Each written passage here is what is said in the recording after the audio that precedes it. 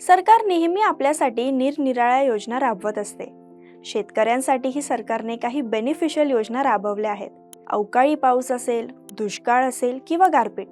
इतकंच नाही तर चक्रीवादळ, पूर, भूस्खलन, कीटकांनी किंवा रोगामुळे होणारी नासधूस यामुळे शेतकऱ्यांची वर्षभराची मेहनत पाण्यात जाते.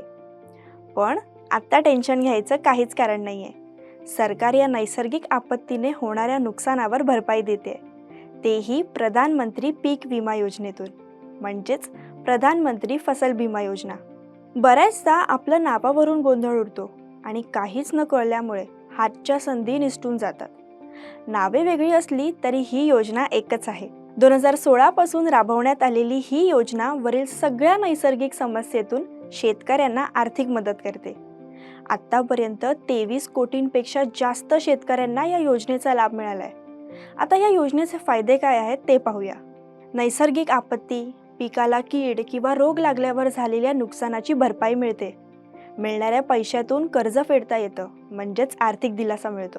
शेतीत गुंतवणूक करण्याची क्षमता वाढते. शिवाय नवीन आधुनिक तंत्रज्ञान वापरण्यासाठी आधार मिळतो.